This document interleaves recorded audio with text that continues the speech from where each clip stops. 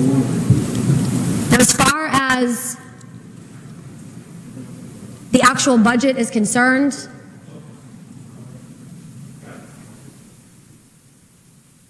while I'm sure there are many great provisions in this document,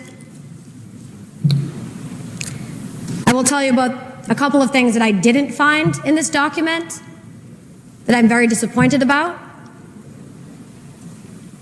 that I actually barely had enough time to find weren't in this document. Thanks to my amazing staff for assisting me in finding these things out.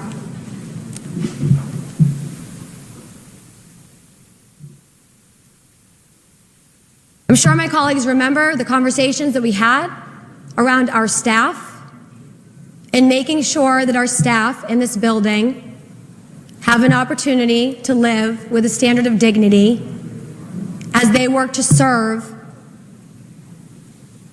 the communities that we all represent. By working overtime, by making sure to return every call, by making sure to provide those constituent services that we know help our communities to operate. They worked hard during the entire pandemic, fighting for folks to have access to things like health insurance or loans and grants during a time when their small business was being shut down, helped people to stay housed and have shelter, helped people to secure food.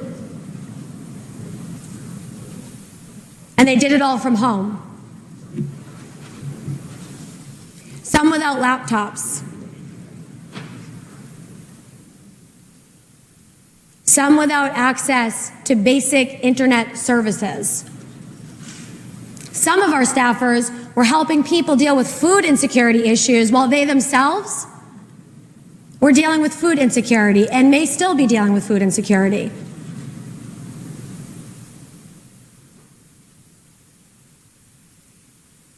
I got up on the floor and I spoke about these things during the budget process a couple of months ago.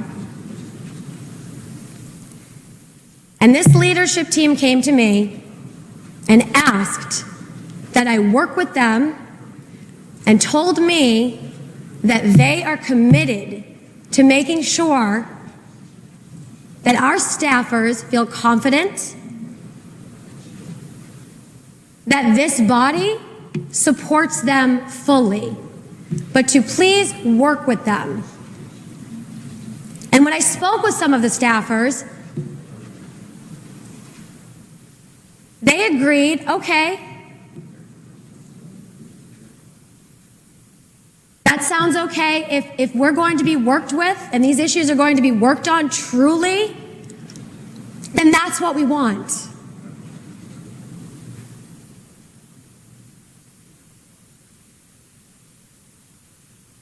And we had that conversation.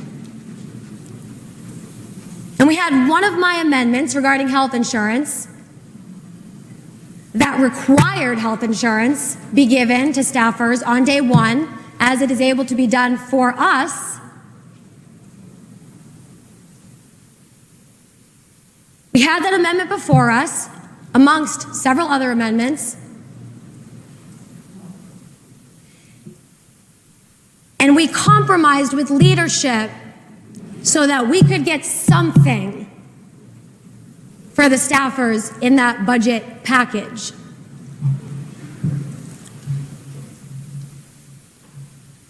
And we were told that nothing could be done regarding the GIC and health insurance for staffers until this particular commission happened.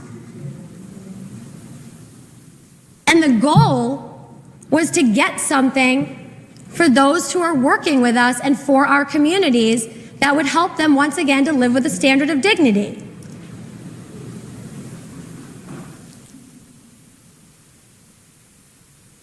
We compromised. We trusted what leadership said, that they were going to work on this issue and that this was the path forward.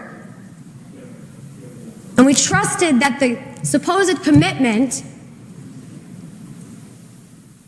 promised to staffers and to me as a colleague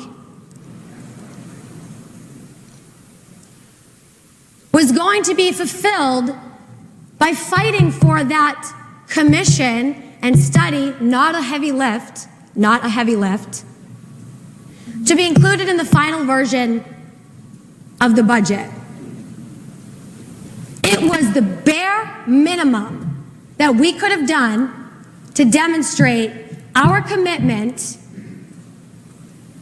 to those serving alongside of us who happen to not be elected.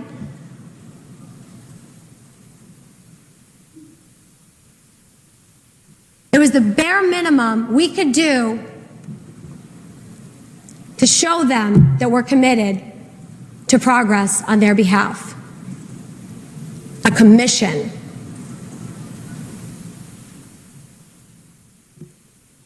And we let a commission to study the issues surrounding GIC, potential challenges in giving our staffers health insurance, to be lost in conference.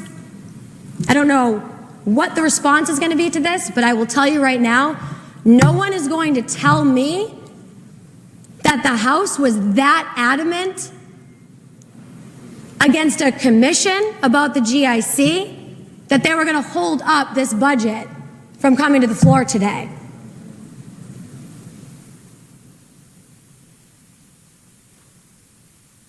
We fight for the things that are important to us and make sure that in the horse trading that's going on in these conference committees results in things that are favorable. But Mr. President, who is benefiting from those supposed favorable results?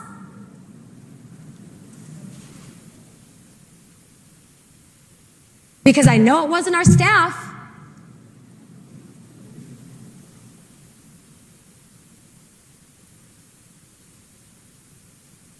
Some count, some don't.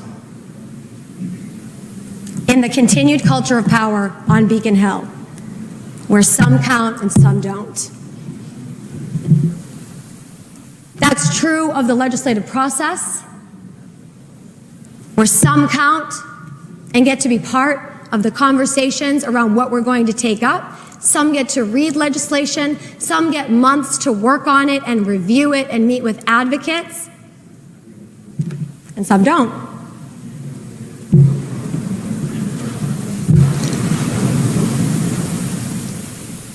Some count when it comes to increases in salaries, and some don't.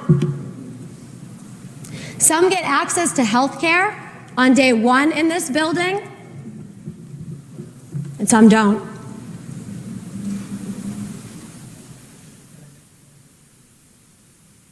Some get nice offices. Some get multiple chairmanships. And some don't.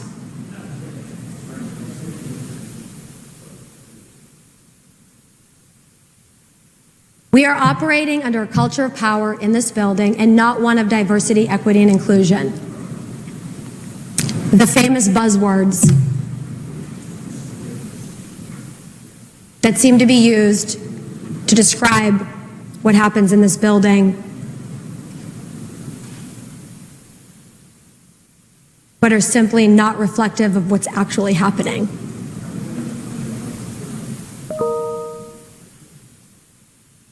We want to be inclusive? Really? If we wanted to be inclusive, Mr. President, we would allow people in our communities who are impacted by what's in this budget to have an opportunity to know what's going on before and not after the decision has already been made by the most powerful amongst us.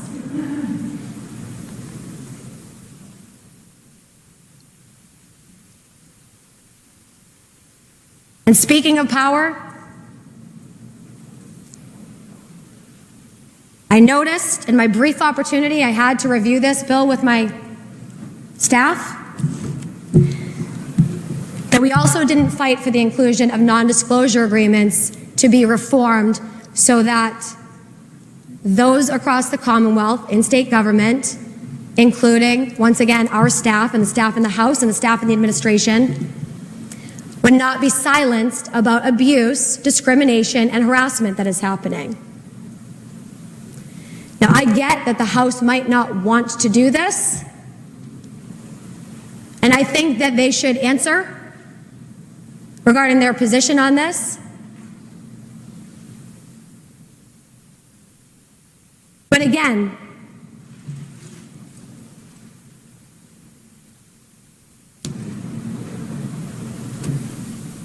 some of the things that benefited certain people were passed in this budget, and other things that benefited others were not.